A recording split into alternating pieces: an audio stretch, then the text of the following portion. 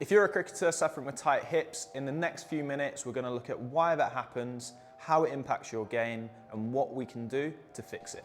So tight hips isn't something that just cricketers are suffering with, it's something that pretty much everyone in modern day life is suffering with. And the big reason why this is happening is because in the modern day and age, we spend the majority of our day sitting down. When we sit down, we have our hips flex, which means our hip flexors in the front of our hip get very short and are not forced to lengthen at any point during the day because we're just sat down all day. That then means when we do stand up that our hip flexors are very short and they feel very tight. And not only do they feel very tight, but also our range of motion is really limited because of it. And that leads to us having movement imbalances. And that takes us on to the second point of this video, is how it is impacting our game. So to understand how a lack of hip mobility is impacting our game, we need to look at how the hips are actually used during the game. So if we look at batters to start with, batters will be in their stance, and the big area that hips are needed for is rotation. And if the hips are very tight, not just through the front, but through your glutes and through your hamstrings and through your quads, then it's going to mean that rotation is a very hard movement to access.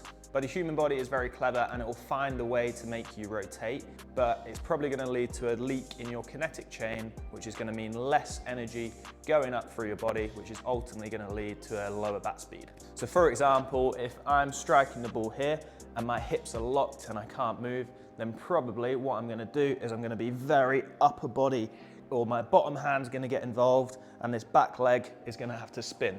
So you often see this in the tail ender will come in and their technique to hit the ball will be that technique where they're having to follow through with the whole hip rather than being able to keep their base set and rotate their hips independently of their feet and upper body moving. And then if we look at a bowling action where the hips are required, is first of all, when we're bowling overhead, if our hips are very tight and we can't actually fully extend through our hip here, then it's going to mean we collapse through this back hip and also the front one, and it's probably going to mean we have to arch our back excessively. So being really tight through the front of your hips is going to cause a lot of lower back issues because you're going to have to compensate and excessively extend that lumbar spine. And similar to batters, bowling is also very rotational, so we get locked in this front hip position and ideally we should be able to rotate our back hip through, but you'll see bowlers that can't do that and it'll kind of be that round arm action because once again they can't get that rotation from there, so they have to spin their whole body around to be able to rotate. Then finally, if we look at keepers and having to get into this stance, hip mobility is really required to be able to sit nice and deep into that stance and also then explode side to side. If you can't access a deep range of motion through that squat position, then you're going to get into this position, round through your back, and it's probably going to cause a lot of upper back pain. So now that we understand why our hips get very tight, how it then impacts our game, let's just look at 2 exercises we can do that will help us to fix it. So the first exercise is going to be predominantly for our front side. So we're just going to rock forward and you're just going to get a nice stretch through that back hip flexor. But what we're also going to do is we're going to do that to 45 degrees and you'll feel it in slightly different areas around our hips. And then we're also going to do it straight out to the side, keep your chest and hips pointed forward and then rock and hold in there. What you can also do with that one, that's heavy, is grab a kettlebell and lean in there and you'll really feel it in this side and just hold that position and bounce back.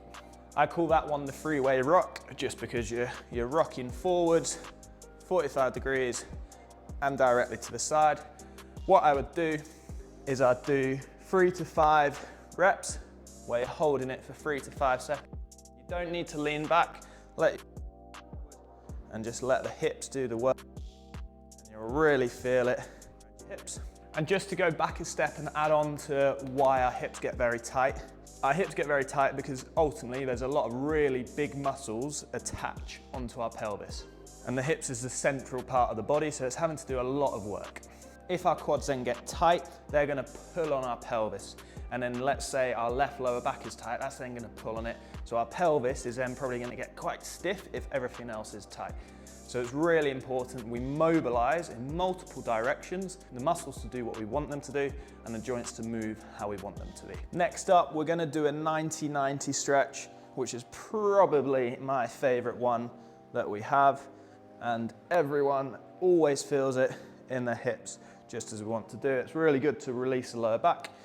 And the idea behind it is we start with our heels in front of us, putting your weight through your hands, like so, and then you just drop your knees to one side. And then what we want to make, so why it's called a 90-90, is we want to make a 90-degree angle in that back hip, 90-degree angle in that front back knee and front knee.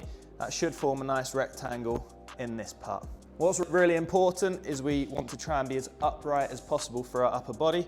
So in here, I'm not feeling it loads in this back hip, but if I push and hold myself nice and upright, I can really feel a pinch in that back hip, which is what we want it to do. Then there's a few different variations that we can do. So my favorite one is just a reach. So we're gonna take our chest towards this front knee, reach out in front and just hold that position, and you get a lovely stretch, and just go in and out of that range of motion. Then what you can also do is you can, instead of working on this front side, we can work on this back side. So still keeping that chest turned over that front knee, raise your knee up and down, and you can also try and raise your foot, which is a lot harder than it looks, because you need a bit of strength in those muscles in the glute medius and minimus to be able to lift that back foot. And there you have it. So that is Hip Mobility 101 for cricketers, with a few really simple but really good exercises that you can implement straight away to improve your hip mobility. At CricFit, we're currently running a 7-day mobility reset program, which is completely free on the CricFit app. And for the next few weeks, we're going to be looking at a few different areas. So we're going to be looking at the thoracic spine, and we'll be looking at the shoulders. Both are very key areas that we need to move well for cricket, and also often areas where people are very tight. Whilst you're waiting for those videos to come out next week and the week after, then if you click here, hopefully, there should be a video related to power hitting, where it's going to talk about hip-shoulder separation.